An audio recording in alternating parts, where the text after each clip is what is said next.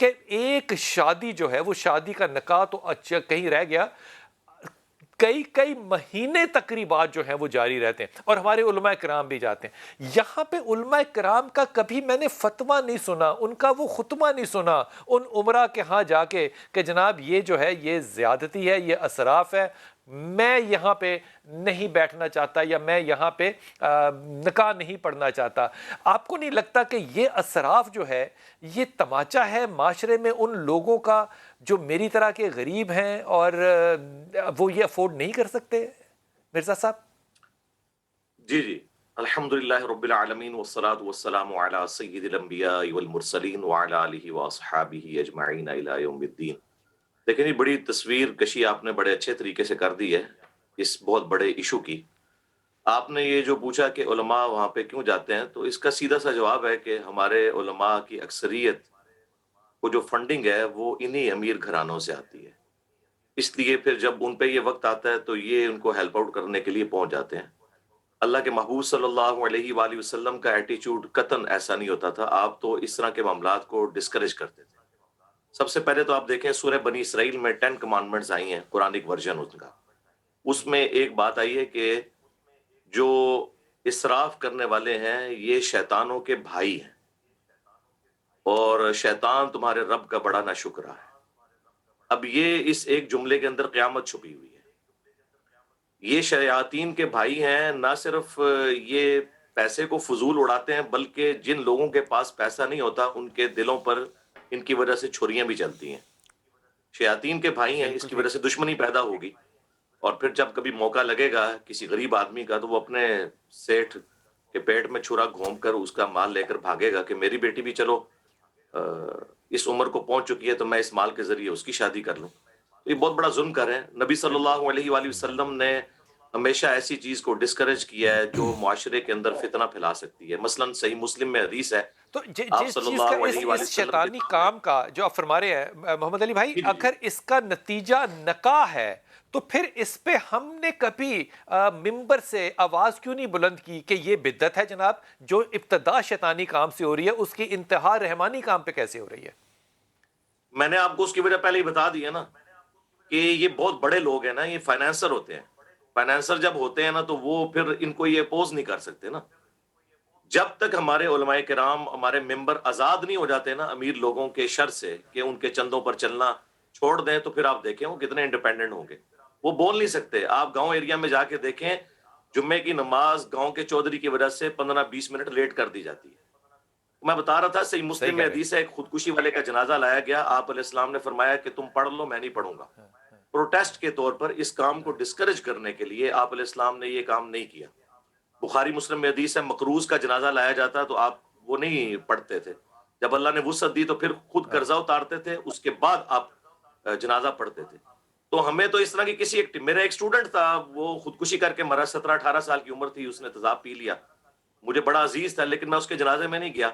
کسی بھی dominant personality کو کسی بھی ایسی جگہ پہ نہیں جانا چاہیے، پھر وہاں جا کے ایسی تقریریں نہیں کرنی چاہیے کہ جو آپ گناہ گنوا رہے ہیں وہ سارے جو ہے وہ منوان اسی طریقے سے اس میت کے اندر موجود تھے، اور آپ وہاں پہ یہ گناہ گنوا رہے ہیں لیکن ان کی آپ اصلاح کے لیے کچھ بھی نہیں کر رہے۔ تو میں تو ڈسکریج کرتا ہوں، مجھے بڑا دکھ وہ ہوتا ہے اس طرح کے مری کے معاملات کو۔ اندر ایک ایسی جگہ تھی جہاں پہ محمد علی ہم گئے، اور وہاں پہ 1:15 کا جمعہ تھا، اور وہ کیونکہ وہ ایک دربار تھا تو وہاں پہ وہ حضرت جو تھے وہ گفتگو فرما رہے تھے، تو جمعہ تقریباً 3:15 3:30 تک ڈیلے ہو گیا کہ جناب حضرت جو ہے یہ اللہ فرما اکبر۔ رہے ہیں نماز جو ہے وہ بعد میں جائے گی۔ میرا سٹانس صرف یہ ہے کہ ٹھیک ہے سارے لوگ تو فنڈڈ نہیں ہوتے نا، لیکن وہ لوگ جو کہ زیادہ افیکٹو ہوتے ہیں، کیا ان کو یہ بات زیادہ بلند آواز سے نہیں کہنی چاہیے تاکہ یہ پیغام جو ہے یہ ہر خاص و عام تک پہنچے؟ جی کہنی چاہیے نا جی۔ یہ آپ کا خیال ہے کہ سب لوگ فنڈڈ نہیں ہیں، انڈائریکٹلی یا ڈائریکٹلی فنڈڈ ہیں۔ عام مساجد میں بھی آپ دیکھیں مسجد کی کمیٹی ڈومیننٹ ہوتی ہے اور ہر وقت وہ علماء کرام کی عزت بھی نہیں کرتی، اور رہ گئی جو بڑے بڑے ہیں ان کے آپ ذرا بجٹس تو دیکھیں، وہ آپ کو بتائیں گے کہ جی کسی کا بجٹ جو ہے 100 ملین ہوگا، کسی کا 200 ملین ہوگا، تو وہ میرے بھائی انہوں نے کوئی بالکل درخت تو نہیں لگائے ہوئے سونے کے جن سے پتے توڑتے ہیں۔ اس لیے آپ دیکھیں آپ کو یہ عموماً انہی امیر لوگوں کے اس قسم کی ایکٹیویٹیز کے اندر حصہ لیتے ہوئے نظر آتے ہیں۔ بہت کم لوگ ہیں جو اچھا زہد پہ چلنے والے. محمد علی بھائی، آپ کی توجہ جو ہے نا انجینئر صاحب بڑی میں خصوصی طور پہ کہتا ہوں کہ آپ اس بات کا نا جواب شاید علمی طور پہ بھی ضرور دیجئے، لیکن دل کی گہرائیوں سے تو ضرور دیجئے. مثال کے طور پہ جب خیبر فتح ہوتا ہے تو مسلمانوں کے حالات کچھ بہتر ہوتے ہیں، اور امام علی کرم اللہ جو ہیں وہ کئی دفعہ کہتے ہیں سیدہ سے کہ آپ جائیے اور ہمارے لیے بھی کوئی ایسا غلام یا ایک ایسا کوئی آسانی کے لیے کچھ لے کر آئیے اپنے والد سے. وہ کئی دفعہ جاتی ہیں، اور میں اس بات کو کہتے ہو نا میرے جسم کے بال کھڑے ہو جاتے ہیں. وہ جاتی ہیں والد کے پاس اور ہو کر واپس آ جاتی ہیں، کہنے کی ہمت نہیں ہوتی. تو پھر والد آتے ہیں، رسول پاک صلی اللہ علیہ وسلم آتے ہیں، بخاری شریف میں آپ سے ہدیہ کر رہا ہوں، واپس آتے ہیں جب تو امام علی اس بات کو راوی کرتے ہوئے کہتے ہیں کہ ہم لیٹے ہوئے تھے، یعنی کہ سیدہ اور امام علی کرم اللہ لیٹے ہوئے تھے چادر میں، اور رسول پاک صلی اللہ علیہ وسلم کے پاؤں کی ٹھنڈک امام علی کرم اللہ کو اپنے سینے پہ محسوس ہو رہی تھی. اب یہ تقدس ہے ایک بیٹے بیٹی کا، ایک باپ کا، ایک داماد کا، وہ الگ، لیکن یہ بائی پروڈکٹ ہے ایک نکاح کا. تو کیا ہم اپنے اس اسلامی معاشرے میں، جس کو انشاءاللہ تعالی میرے کپتان نے ریاست مدینہ کہا ہے کہ ہم لے کے جائیں گے، اب یہ سینے کی ٹھنڈک جو ہے یہ پھر علماء اکرام سے تو ہم آس نہ رکھیں نا؟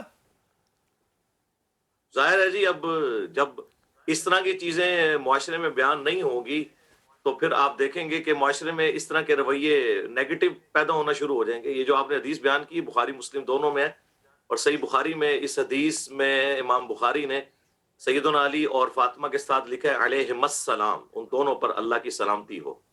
تو یہ تو ایک فرینکنس کا رویہ تھا اللہ کے محبوب صلی اللہ علیہ وآلہ وسلم کا. نکاح تو بہت اچھی چیز ہے. اچھا، یہ نکاح کے جو بارے میں تو کام بخاری ہوتے ہیں مسلم میں حدیث ہے. مہندی کے، رسومات کے، ڈھولکیوں کے، ان چیزوں کے اوپر آپ کی بحثیت ایک عالم کیا رائے ہوگی؟ یہ کیا چیزیں ہیں؟ ہاں جی، دیکھیں میں اس معاملے میں شاید تھوڑا ایک کنزرویٹو ذہن نہ رکھتا ہوں. دیکھیں جو آپ نے شروع میں بدعت کی بات کی نا، بدعت کی جو ڈیفینیشن ہے نا بخاری مسلم میں، وہ ہے من احدث فی امرنا ھذا، جس نے ہماری تعلیم کی ہوئی چیز میں کوئی چیز داخل کر دی.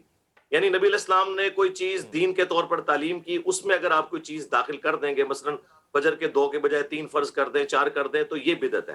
باقی جو کلچرل چیزیں ہیں نا، ان میں صرف یہ دیکھا جائے گا کہ جو ان پرنسپل اسلام نے ان چیزوں سے منع نہ کیا ہو. جیسے فضول خرچی ہے تو یہ اپنی جنس کے اندر اللہ تعالیٰ نے اس کی ممانعت فرمائی ہے، اسے حرام قرار دیا ہے، شیاطین کے بھائی قرار دیا جو فضول خرچی کرتے ہیں. اب اس کیٹیگری میں جتنی بھی چیزیں فال کریں گی وہ اس میں آئیں گی. اب رہ گیا ڈھولکی یا گانے وغیرہ کا کرنا، تو اس کی تو اسلام میں اجازت نہیں بلکہ حکم ہے. صحیح بخاری میں حدیث ہے کہ نبی علیہ السلام نے اما عائشہ سے فرمایا تھا کہ انصار کی ایک شادی کے موقع پر کہ گانے والی بھی ساتھ بھیجو، انصار کے لوگ اسے پسند کرتے ہیں. لیکن وہ گانے والی جو عورتیں ہیں عورتوں میں، مرد مردوں میں ہوں، وہ ساری چیزوں کا خیال رکھنا ہے. اس طرح سنن ابن ماجہ میں حدیث ہے کہ وہ نکاح حلال ہے جس میں گانا ہو، اور وہ حرام ہے جس میں نہ ہو. اب ہم تو بالکل الٹ سمجھتے ہیں. ہمیں جو اختلاف ہے وہ جو اختلاط مرد و عورت کا ہوتا ہے، بے حیائی کا طوفان بدتمیزی برپا ہو جاتا ہے، اس کے ساتھ اختلاف ہے. مہندی کی رسم عورت کی جائے، گھر کے اندر کی جائے، یہ نہیں ہے کہ اب وہ سریعام نکلیں. مرد کو مہندی نہیں لگا سکتے، وہ اسلام کے اندر منع ہے. تو دنیاوی جو کلچرل چیزیں ہیں ان میں دیکھا جائے گا کہ منع کون سی چیز ہے. جو منع ہوگی وہ نہیں کریں گے، باقی سب اوپن اجازت ہوگی. اب اس زمانے میں تو آپ دیکھیں دلہن کو بیاہ کے لاتے بڑی تھے. اچھی یہ بدعت کی بات آپ نے بڑی اچھی کی.